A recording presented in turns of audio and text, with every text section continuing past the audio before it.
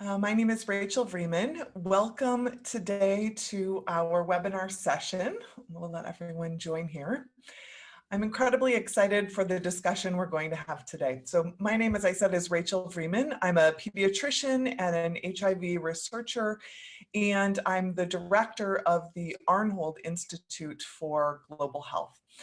At the Arnhold Institute for Global Health at Mount Sinai, the Icahn School of Medicine at Mount Sinai, we believe it's incredibly important to create a platform where we can address the ways in which the COVID-19 pandemic is impacting the entire world.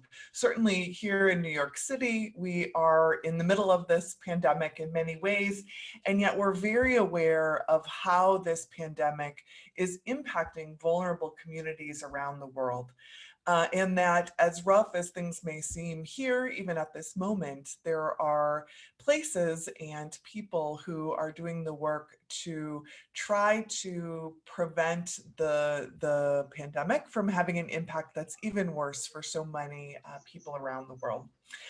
So I wanted to talk a little bit about what we're going to do today. I'm going to introduce our panelists. We're delighted to have three panelists with us for the discussion today.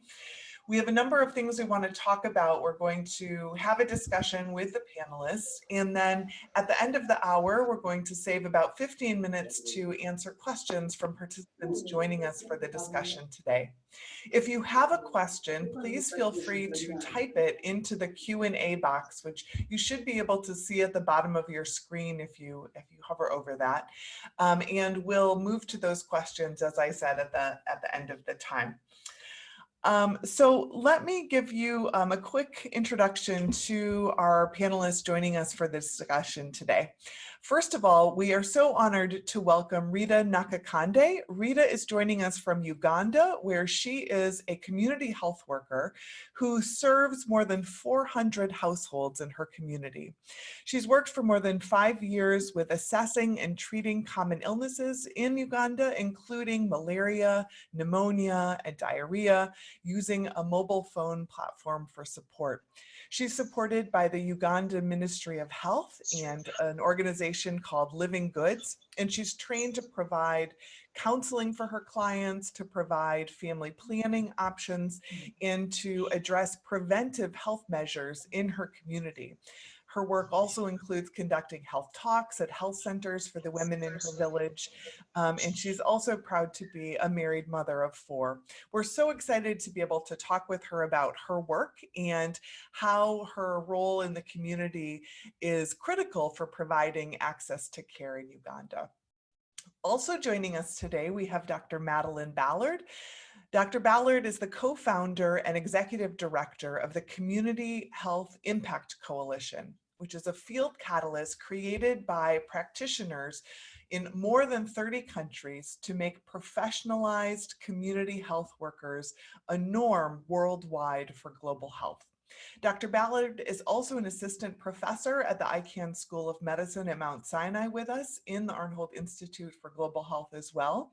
She has a PhD in evaluation science from the University of Oxford as a Rhodes Scholar, and she was previously the founding program manager of Last Mile Health. We'll talk a little bit more about Last Mile Health, which is a Liberian organization that recruits, trains, and equips community health workers to provide primary care in remote villages, because we're also honored to have with us today Dr. Amy Waters, who is currently the medical director for Last Mile Health. Dr. Waters is a physician in both internal medicine and pediatrics. She did her medical school training at the Baylor College of Medicine, and she then did additional global health training through the University of California in San Francisco's Global Health, Hospitalist, and Health Equity Action and Leadership Fellowships. She also has a master's in public health from the University of California at Berkeley. As part of that fellowship training, she spent 6 months of each year working in rural Liberia with Last Mile Health, this non-governmental organization dedicated to ensuring health access to those in remote communities in Liberia. She facilitated infection prevention and control training and ultimately, after completing her fellowship, joined the Last Mile of Health team as their medical director, as we said.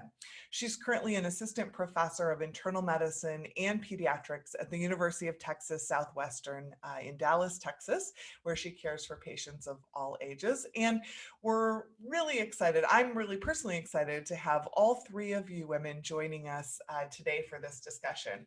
I'm going to hand it over to Madeline, to Dr. Ballard, to tell us a bit more about her work and especially framing it related to the Community Health Impact Coalition and what the group is trying to do to respond to COVID right now. Thank you. Thanks so much, Rachel, for having us on today. I'm going to just share a couple of slides to help frame our discussion today. So as you mentioned, in addition to being on faculty at the Arnold Institute, I also help direct the Community Health Impact Coalition, which is really a team of health organizations working, as you said, in over 30 countries who've come together to make professionalized community health workers a norm worldwide. And what we mean by that is basically, we want to make sure that lay people who've been trained to provide essential services in their communities are equipped, are supported, and are paid, critically, to do so. And so what's really interesting about this group is that they've actually developed and supported high impact community health programs with governments and communities across the globe. And they've done that through multiple outbreaks and epidemics. So together at this moment, we've come together to articulate 4 priorities for the COVID-19 response. And we've been working for several weeks now already on targeted actions to make them a reality. And I want to briefly walk us through each of those 4 now to help frame our discussion today. So first, we must protect health workers. We've already seen that in Lombardy, Italy, the infection rate is 12 times higher for health workers than for the general population. And we've seen actually a huge demand for personal protective equipment since the outbreak began. I think it's increased by a factor of 20. But of course, the results of that have been uneven. The brunt of those shortages are falling on low and middle income countries and on community health workers in particular. In many parts of the world, we've already seen community health workers like Rita, and she'll tell you more about this, being told to work without any personal protective equipment at all. There are reports on the BBC of that happening in India just yesterday. It's not hard to find that information. And that's obviously unacceptable. PPE should depend on the service provided, not on the service provider. And it's really critical that community health workers are included in country level PPE projections, but we're not seeing that, and we can discuss a couple reasons why that is as our conversation evolves this morning. Secondly, we need to make sure, of course, that we interrupt the virus. And I think it's really notable that every single nation that has planked the curve has done so by engaging community health workers to conduct aggressive community testing and contact tracing.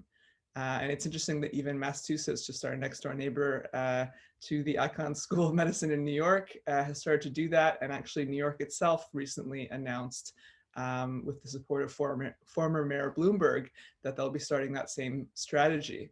And so in the BMJ piece that was circulated with the invitation to this webinar, we described the ways in which community health workers can prevent, detect, and respond to the virus.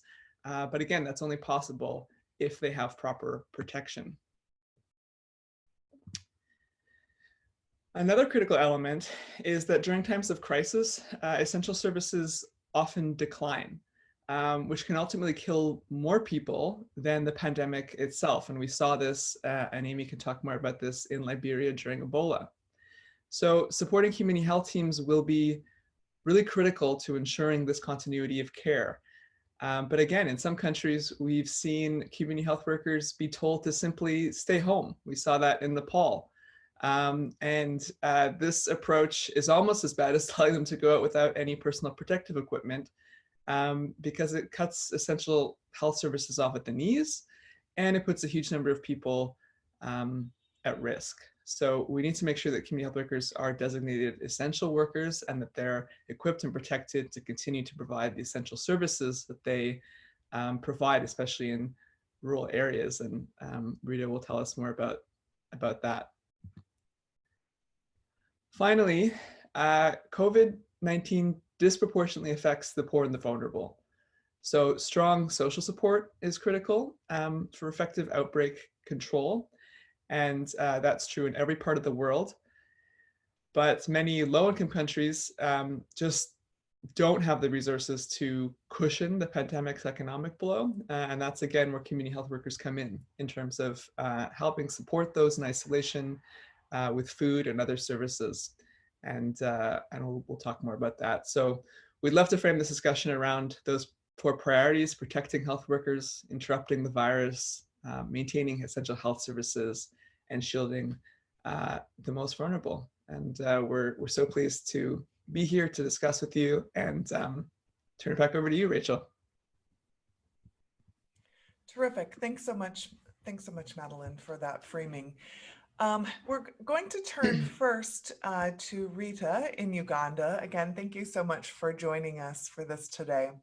Many of the audience members joining us may not be as familiar with the term CHW, or community health worker, and especially since that's what we want to focus on today in that critical role. Could you introduce yourself to our group and tell us more about what a CHW's job looks like?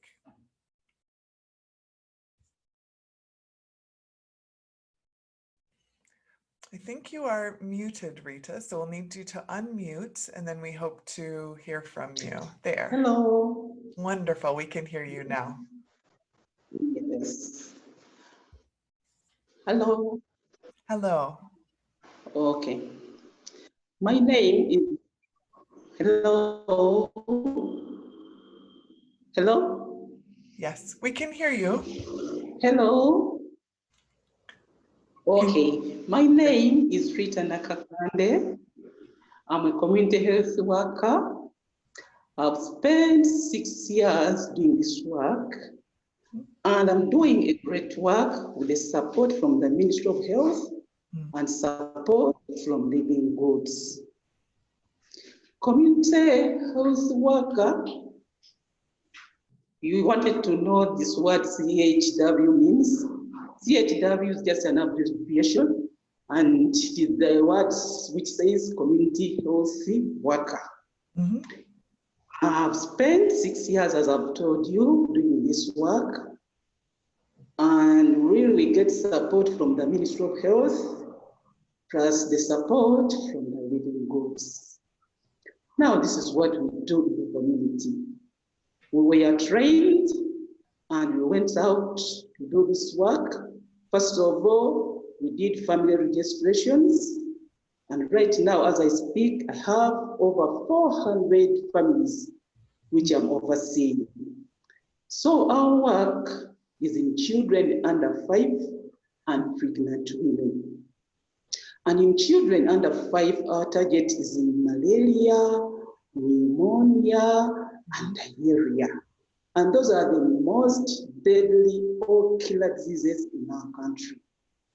So when we go into the field, we assess, we treat, we refer, and then we follow up. Then we want to appreciate Living Goods because it has provided us with the technology of using the smartphone. When we go into the family, I've told you about we register the family first. So when you go into the field, just go into that family and it brings you all the members of that family. So when there is a sick child in that family, you just start into it. That family and the question, different questions come. For example, they ask you how old is the baby, what is he or she suffering from, if it is fever, We are provided with STs. Must take a blood test before we treat malaria. And then when a child has pneumonia, obviously we go into that tab, we go for that questions, we go through the procedures. To the end, the smartphone brings you the right procedure or the right dosage, which to give that for what? That for child. So not only children.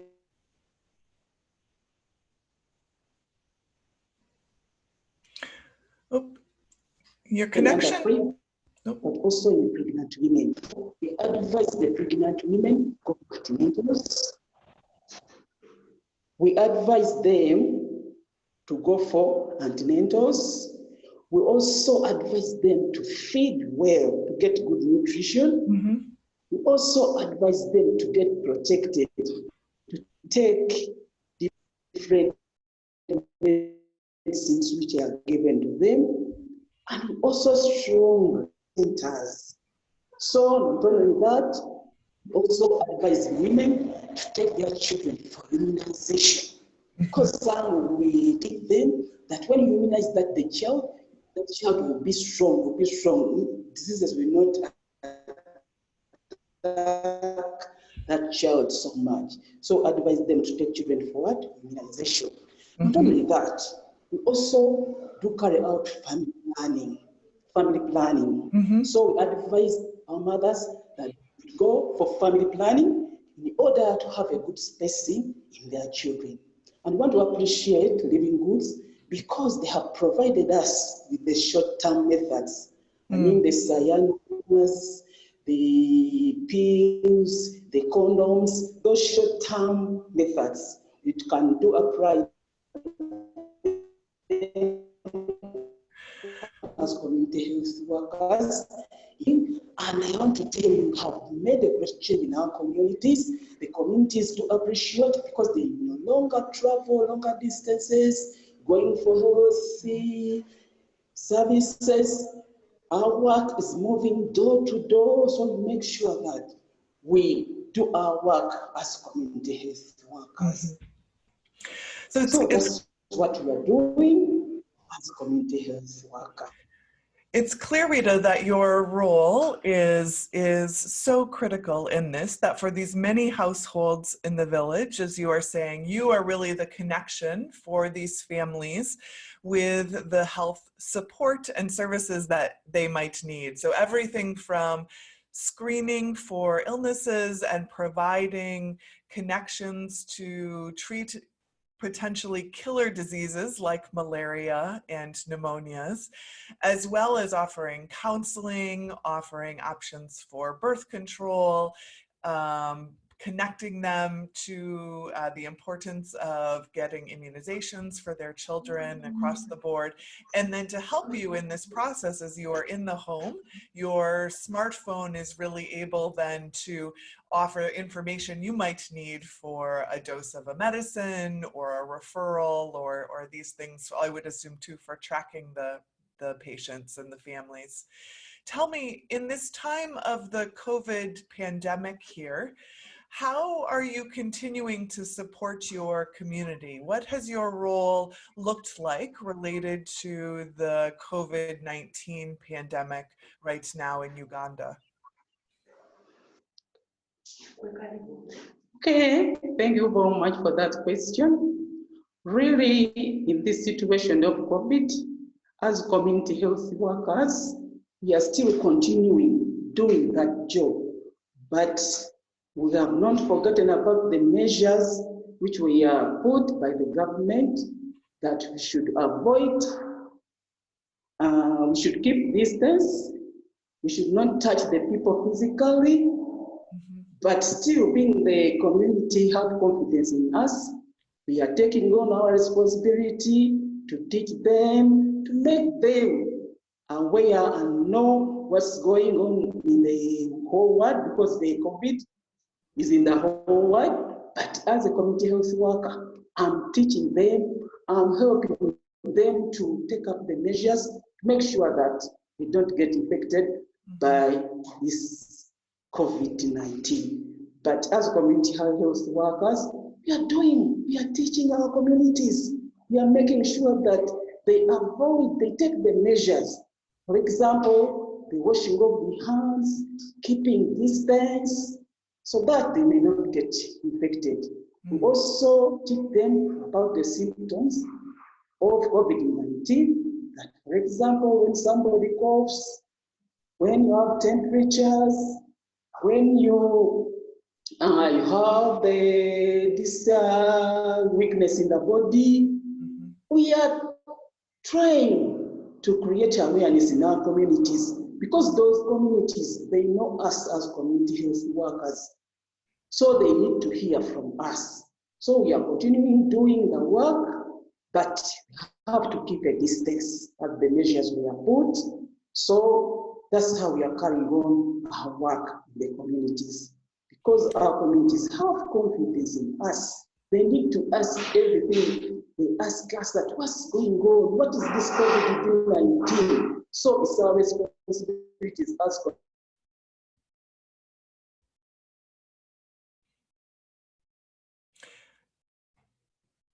Yeah, I think certainly, sorry, your line has cut for a moment, but I am sure it sounds like for your community, as for many, there are so many questions right now about what this infection means, what it does, how we might address it, and clearly part of your role. Aware that this COVID-19 is deadly and we need us at least to help us. Yeah, for helping people to understand how deadly this infection is and what they can do about it in that way.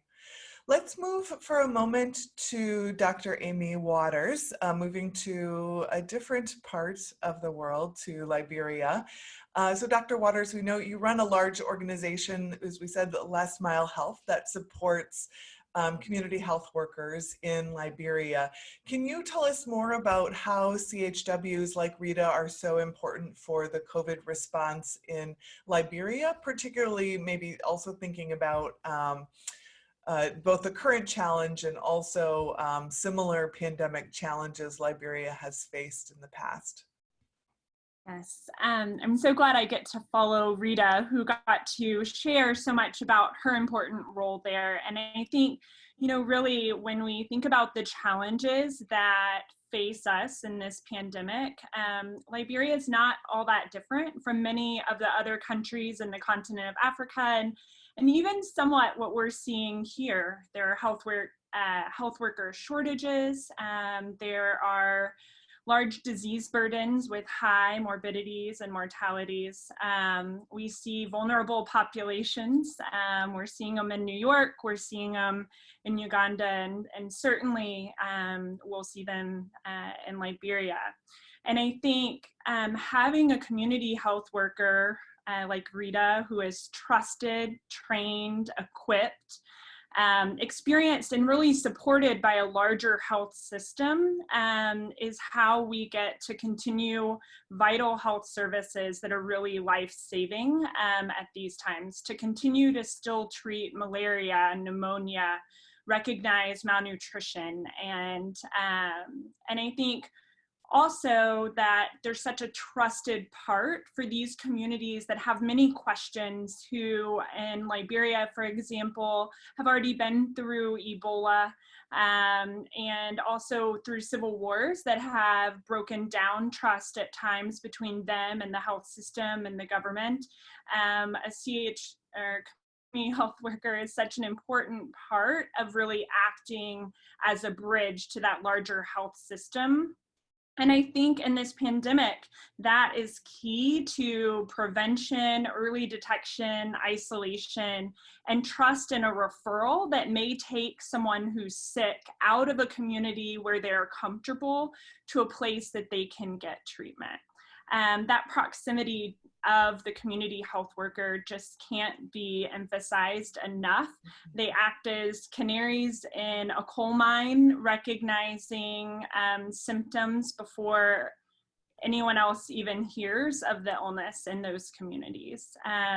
So, you know, I think people like Rita and of course the nurses and the doctors, they all together make up what's a really important primary health care and network, and it takes all of them to ensure that the patients will continue to get care for regular health problems that they face every day, as well as unfortunately the one that they're facing now. Sure. I mean, I think it is really clear what an important role CHWs play in maintaining this health system in any normal time, but also especially in the midst of a global public health crisis like this. Can you tell us a little more about what Last Mile Health is doing to support CHWs right now? Yes. So, Liberia really invested in a national community health workforce after Ebola. They saw the power of people like Rita in their communities. And because of that, about 4,000 community health or frontline health workers have been deployed across the country.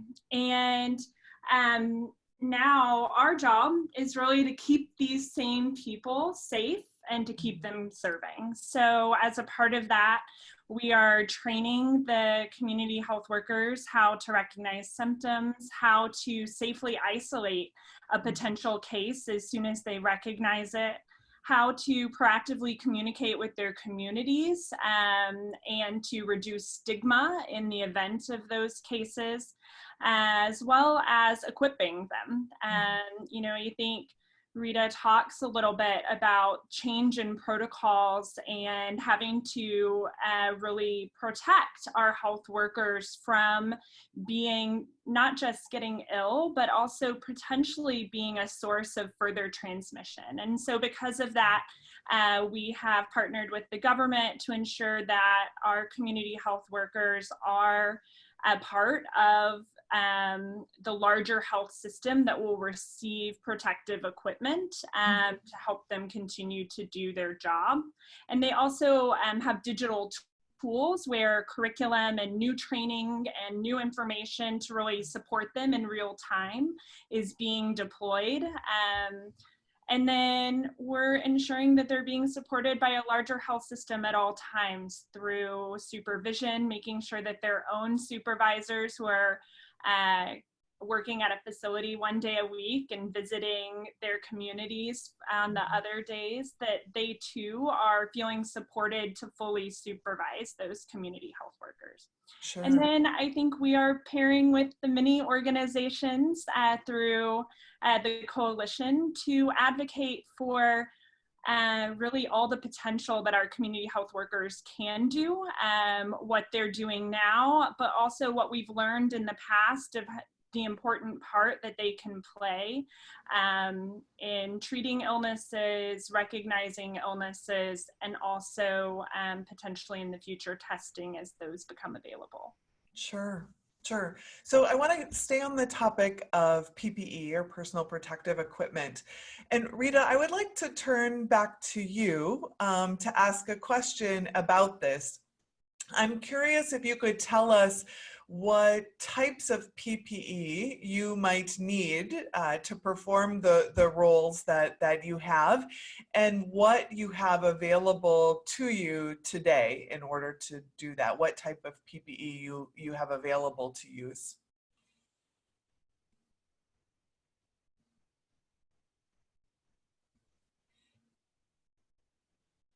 Hello? Yes, we can hear you. Hello. You hear me? Yes. Okay, right now, we do need some masks, we need gloves, we do need sanitizers, so that we can extend this work to our communities. We also need some eye protectors, the goggles, which can help us to extend this work because the community have confidence in us. We also need gowns. We also need gowns. They'll also help us to be protected so that we may be confident. So we have some little, but they are not enough. As I told you that I cover over 400 families. So I use a glove for this patient, I guess. Rita, I'm afraid that your video has cut again a bit, but let me just summarize what we were hearing you say, and then I'll come back. So we heard you say, you know, you need masks, you need gloves, you need goggles, and you need gowns. Certainly all of those things are very appropriate when dealing with this virus. You said you have some of these things, but for a person like yourself who is caring for 400 families in a community, it's critical that you have enough that you can be protected and things can be changed in between. Oh, I think we might have lost her for a moment. Hopefully she'll be able to reconnect here in a moment. Let me, so I think this critical question of having enough is something that I think not only are individuals like Rita struggling with in Uganda, but we see as a shortage around the world right now. Certainly we've been talking about it and hearing about it even here in New York. And it does make me, and I think many of us, particularly concerned about low and middle income countries, places with fewer resources even than we have here, of course, and what that might look like. Dr. Ballard, can I turn back to you? I'd like to hear how the Community Health Impact Coalition, a bit more about how, as a coalition, you are responding to this global shortage, and a shortage that likely disproportionately impacts places that are poor with fewer resources. Yeah, no, absolutely. And it does. I think this was in the New York Times a week or two ago. It's not a niche insight to point out that rich countries are outbidding poor countries, are hoarding materials, and that's a problem, obviously, because this virus, as is painfully clear by now, affects all of us, and we can't control it in one area if we don't control it in another area. So it's critical that we think through not only the global absolute shortage, but also the distributional implications of these PPE questions. And with community health workers, we have a couple of additional challenges. First of all, in some countries, like Amy mentioned, and like Rita mentioned, community health workers are very much integrated into the national health system. They're official, they're accredited, they're counted, but in many places, they're not. They're volunteers, they work for civil society organizations, and the Central Ministry of Health, who tends to be coordinating the response in most countries, doesn't actually have an accurate number of CHWs or know where they're distributed or what they're doing, which makes it really hard to get them the personal protective equipment they need, despite the fact that, of course, they've been asked to continue to serve during this time. The second thing we're seeing is that even if community health workers are counted, they're often not included anyways in the national projections for personal protective equipment. And the rationalization there is that while community health workers work in the community, they don't work in COVID-19 facility specialized centers, and so they don't need it. And of course, I think at this point we know that that's a real disconnect, that community health workers, first of all, need personal protective equipment to carry out their regular tasks. I mean, Rita was talking about doing malaria rapid diagnostic tests. That involves blood. You need gloves for that. Or Rita also was talking about providing cyanopress, which is an injection, a birth control injection. So that's point one. But point two is they need, like Rita said, masks and goggles to protect from COVID-19, because it's clear that they will encounter COVID-19 patients in their communities. So if we want to make sure that community health workers are protected and that they don't actually become disease vectors moving from house to house to house, as Rita described, they're going to need that. The third dynamic we're seeing is even if they're counted, even if they're included, they get lower quality stuff. We've heard a lot of calls for community health workers to wear cloth masks, which I point out are great for preventing transmission, and everybody should be, the general public should be wearing cloth masks as they move through their day. But we also have randomized trial evidence that that's not sufficient protection for health workers who are exposed at a much higher rate to these pathogens. So these are the dynamics we're seeing, and we're trying to kind of work top down and bottom up. Bottom up, as Amy said, we're just collaborating across 30 countries, trading leads on procurement, doing pooled orders, trying to just achieve efficiencies and economies of scale that way, and support ministry colleagues as they try to get their hands on PPE however possible. But we're also, like Amy said, doing broader global advocacy. So, working with folks to address the global PPE shortage by cultivating, public-private partnerships with manufacturing and production companies to increase the global supply, addressing the inequity in PPE access between rich and poor countries by working to end the US's PPE export ban, and the fact that in the US often, or right now, we're seeing spending on bilateral aid money be not allowed to be used on PPE. And then correctively including PPE money and CSWs, when we work with bilateral or multilateral or foundation on their funding strategies. And then finally, we're working at country level across 30 countries and beyond, supporting folks with projections and quantification tools so that, if community health workers were not included in the first round of a country's PPE projection, they can be included in the second round. So attacking from all angles. Sure.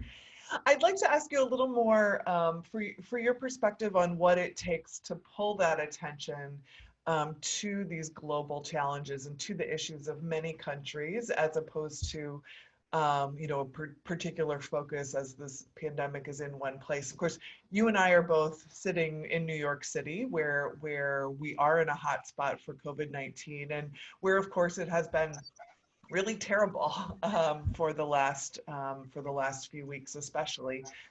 So what would your answer be? So recognizing that this is a major crisis right now here, but what do you say when people ask you about why we're not only working on the problem in our own backyard before we think about how we might address these problems elsewhere? Well, the title of the webinar is a clue. It's not over anywhere till it's over everywhere. I think it's really never been clear. We thought this was clear during Ebola, but I mean, really, it's incredibly clear now that your health, my health, depends on the health of our neighbors, and our health system depends on the resilience of the health system of our neighbors. We've seen that this disease does not respect borders. And, for any country to truly be safe, not only do we have to work on the resilience of our own systems, and I think it's evident even from this discussion that the US has a lot to learn from some of its less wealthy neighbors in terms of mobilizing community health workers and doing aggressive contact tracing, like we saw in Liberia for Ebola, like we're beginning to see now in some states. But it also needs to, help support resilience in all countries. The US it can't wall itself off from this one. It's unfortunately, we've seen it's so transmissible that success in eradicating it in one country while the outbreak rages on in another is just not possible. It's too potent. So that sounds like a big challenge, but at the same time, we've already seen that it's possible to control when we've seen the ways in which radical collaboration between countries to work on these issues of testing, vaccines, contact tracing, social support has already made a big difference. And that's kind of the trajectory we're going to have to keep following to see this through to the end.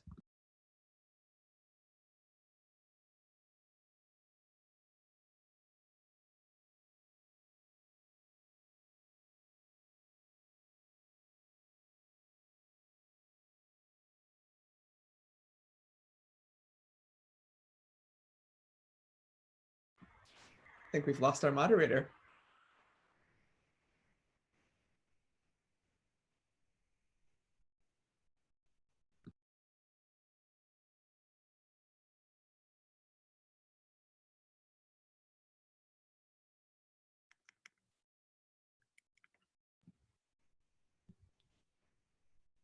Madeline, I think the points that you made around the need for multilateralism is just so key here. And, you know, the recent announcement from President Trump about withdrawing funding from the WHO, I think as I sit and think about what is the impact of that? You know, what do we lose as a member of this larger global community? We too benefit from the WHO and their technical advisory, but they're also valuable partners to these very vulnerable health systems, and they provide valuable insight as well as technical advisory to ensure that all countries are able to respond to this to make for a healthier global community. You know, I think as I think about what the impact of that will be in Liberia, I think that this time that he says will be 60 to 90 days of withdrawing funding, that time will be counted in lives. In a place like Liberia, where in the last week, we've seen double the number of health workers infected, and the population of the number of cases also increased by a third, that we know that this time we'll continue to see that transmission. And I think, you know, in New York and across the world, we're seeing that vulnerable communities will likely be the ones that continue that transmission and continue cases beyond, even if we can control it in certain areas. And so I think with the loss of the WHO, we will also see that we have made ourselves more vulnerable in this time. So I certainly agree with you for the need for a more multilateral approach. Thanks, Amy. I'm just shot Rachel a text. I think we're seeing panelists drop in and out. Some of the challenges associated with this new way of working, but you know, we obviously we adjust and we overcome. I know that Rachel wanted to ask also, I think, a little bit in addition to the WHO, she wanted to ask Rita, before we turn it over to Q&A, about basically the situation on the ground right now, given everything that we've described and all the challenges that we've looked at, kind of what the next couple of weeks look like for you and your community. And I see that you're likewise frozen right now, but we can, I don't know, Rita, if you can hear us, or we'll give it a few seconds. And if not, we can also just turn over to Q&A as Rachel rejoins and Rita also rejoins. I see we have several questions that have been lining up over the course of our discussion.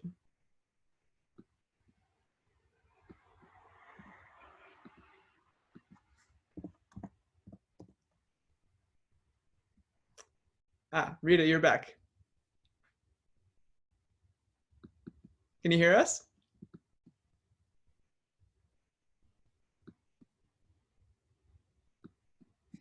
You might be on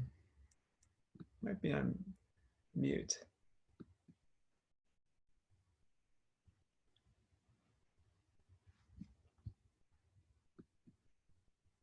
You see, the network is a bit disturbing. Okay, we can hear you. Sorry, can you start over, Rita? We just couldn't hear you. Can you begin again? Okay, we begin again. Yes, thank you. Sorry. So what will the next couple of weeks look like for you in your work and in your community?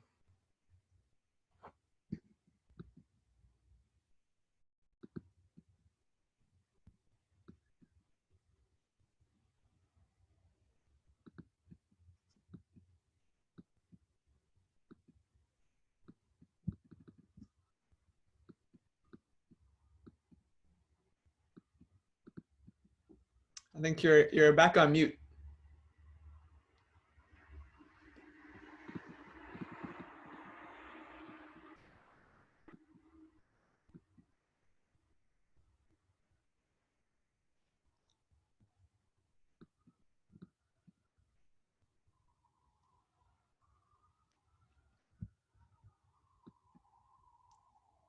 All right, go for it. Hello? Yes, hello. Okay. It's okay. I was still continuing that I'm really ready to continue with my work as a community health worker. I just need to be protected with the masks, the gown, the sanitizers, so that I may carry out my work. Because people, the communities are in lockdown right now. They are lacking a lot of things. Communities are in hunger. They don't have food right now. I want to tell you, my dear, children are suffering a lot. Remember, they were also getting sick before lockdown came in. But right now, they're in lockdown. There is no food. There is hunger. So as a community health worker, I'm ready to do my work. We are going to use posters. We are going to sensitize our communities so that they get to know what is going on, so that we may be protected and be well in this time of coronavirus. So that's what is going on. But the community health workers, we are very much ready if we are provided with the gadgets. Yeah.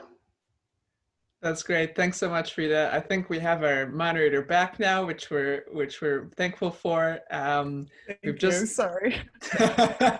Everyone's dropping in and dropping off, but I think we've just discussed, Rachel, some challenges related to the WHO, and Rita just told us what she'll need to continue work in the next couple of weeks. And we thought we might just turn over, like you said, to Q&A for the last 15 minutes, if you want to lead us through that. Terrific. Yes, sorry about that. I'm not sure what happened with my technology. Suddenly I just dropped off and I couldn't reconnect again, but so be it. I also want to leave a message. Hello? Hello? Go for it. Yes, go for it, Rita. Hello? Oh, no.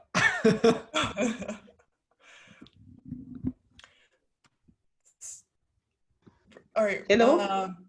Yes, Rita, we can hear you. Hello?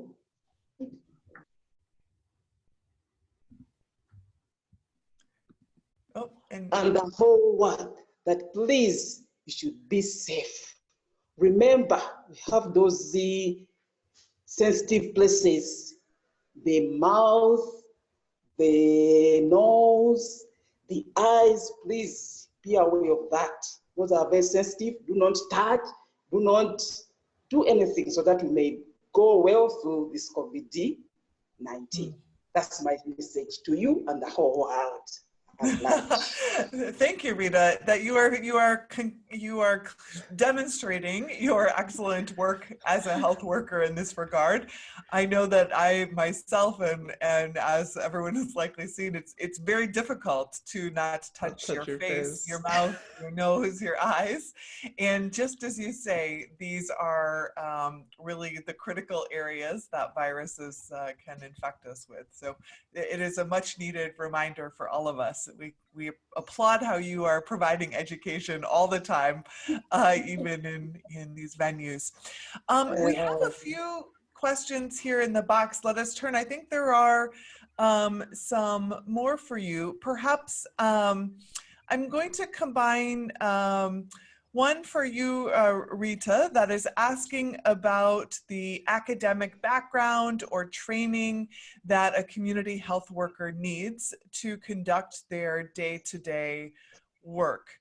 Perhaps you could describe a little bit how you were prepared to become a community health worker. Sorry, come again. Could you describe? Yeah, could you describe for us your training a bit to become a community health worker, as well as how that training has changed in responding to the COVID pandemic as well?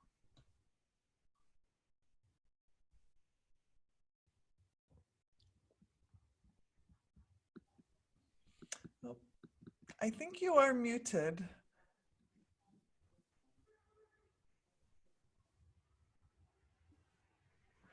We are full of technical challenges here today.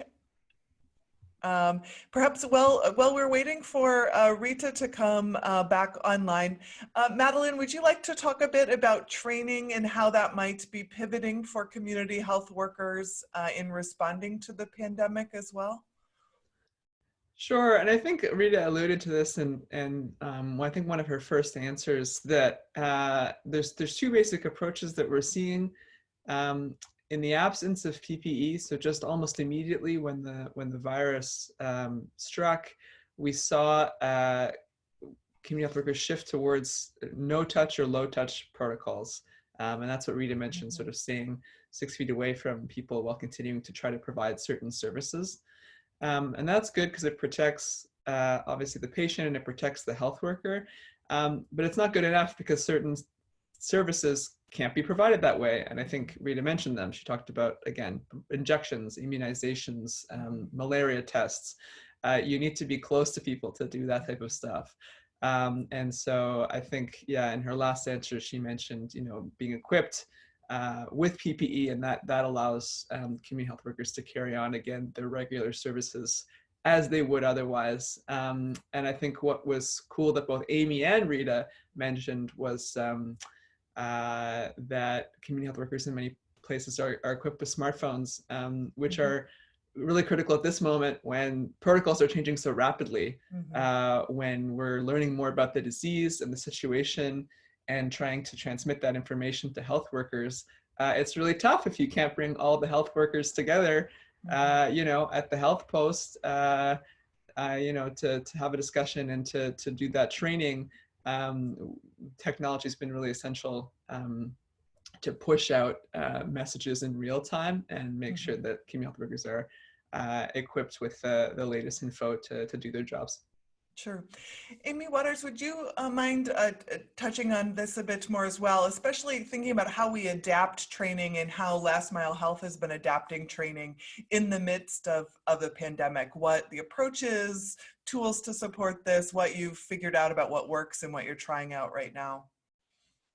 Sure. Yes, I think this has been quite a challenge in the fact that we don't want to bring large groups of people together into traditional training rooms that might increase their exposure risk. We also want to be careful about carrying people across county lines from one area where there may be more of a risk to other places that haven't yet had cases.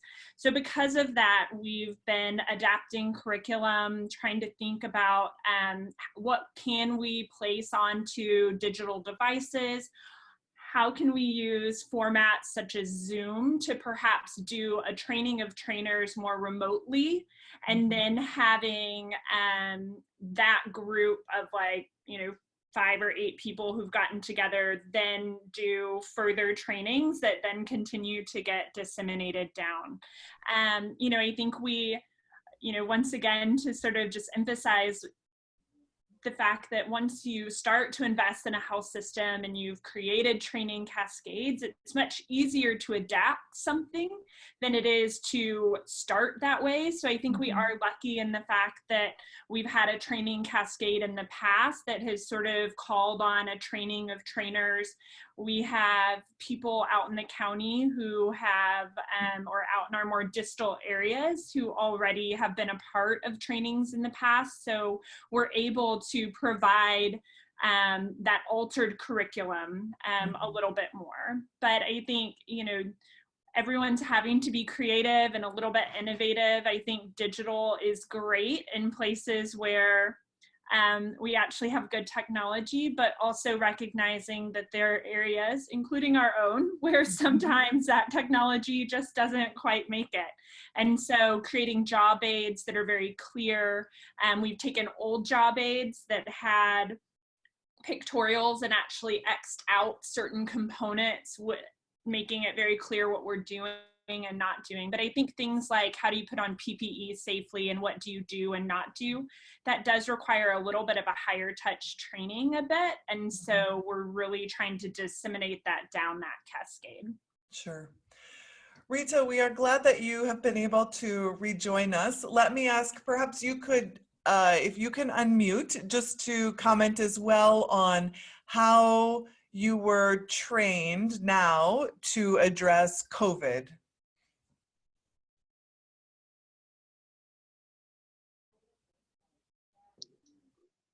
Okay.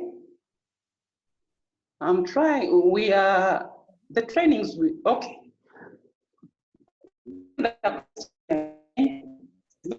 Clear. The question was not clear to me. Yeah, so the question is about your training for COVID.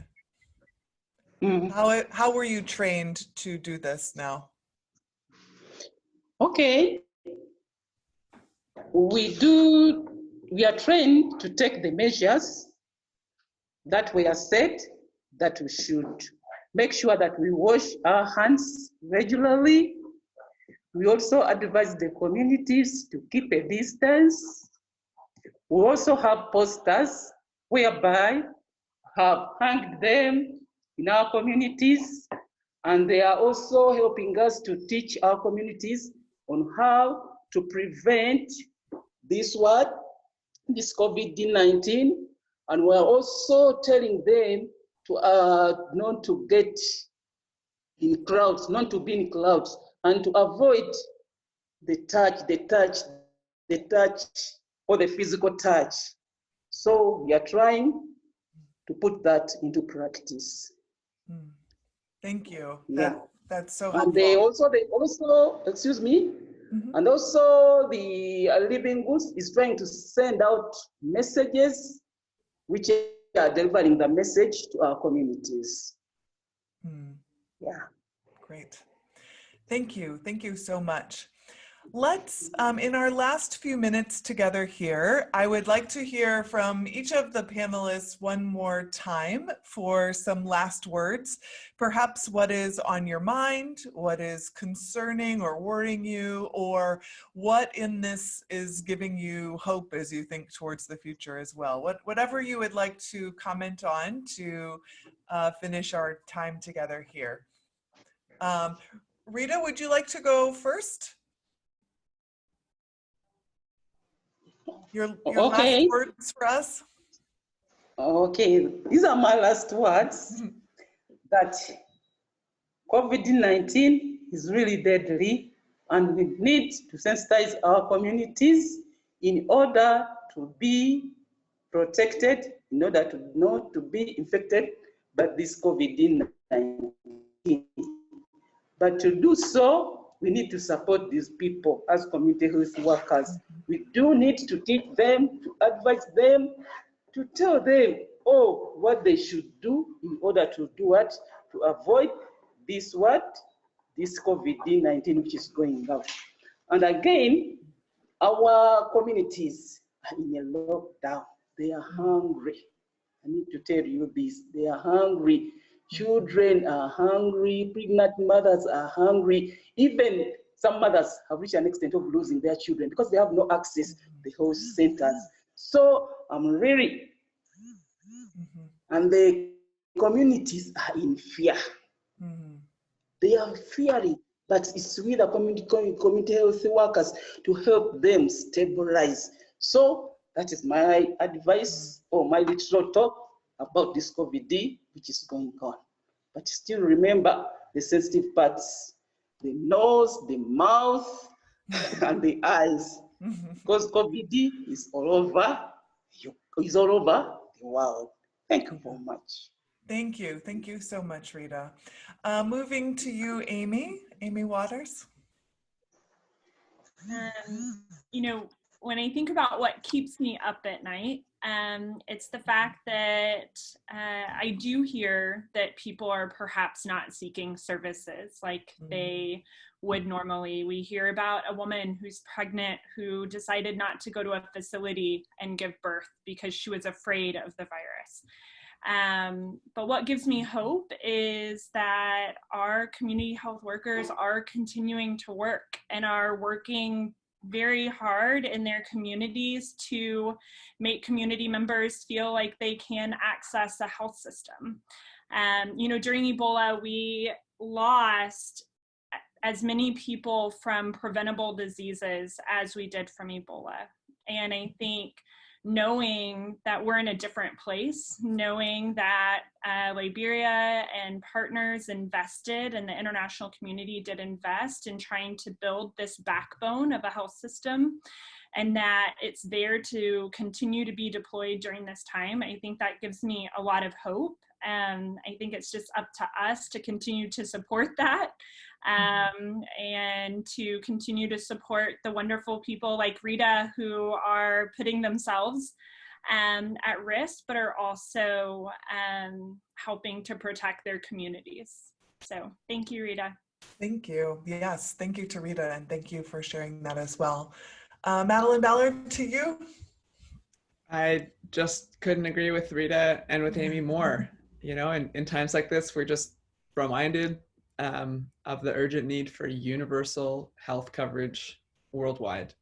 And I think it's really notable and worth pointing out that the investments in compensation and supplies and training for community health workers like Rita that are necessary for a rapid community response during this pandemic are the exact same investments, as Amy pointed out, that are necessary to provide universal health coverage and to strengthen systems required to prevent the next pandemic. And I know nobody wants to hear this, but there will be a next pandemic. And so, you know, we just want to end with putting this emphasis on strengthening high quality healthcare delivery systems, because that'll save lives now and it'll save lives in the future. Absolutely. Thank you. And you know, that's very much for our global health group, the exact message that we're trying to move forward in this. So we thank you for your part in that as well. I wanted to let everyone know that next week we will be having a webinar focused on reproductive health rights and access in the time of COVID. We hope that people will join in again, and we'll be posting information about that within a few days. In addition, this webinar discussion will be posted on YouTube probably by the end of the day here, if not by tomorrow. So if you want to share it with any of your colleagues, friends, look for that link to come out from us shortly as well. For all of our technical difficulties, it still has been a really valuable discussion, and I thank each of you so much for the effort that it took to join, but to be able to share not only your voices and your perspective with us, but the incredible work that each of you and your organizations and combined coalitions are doing to try to move towards this vision of what it would look like to build together a resilient health system globally that could address not only this crisis, but also that then can improve health no matter where you are in the world moving forward for this. Rita, we absolutely hear your message that people, that children, that pregnant women are hungry right now, that there are incredible impacts from this pandemic, that even if we are not the ones in homes seeing them with our own eyes, that are so painful and so heavy. We thank you for your specific work to tackle those, but I hope that this discussion has also given many more of us a sense of what we need to raise our voices for to try to prevent and alleviate as well. So thank you to all of you. Thank you. Thank you. Thank you.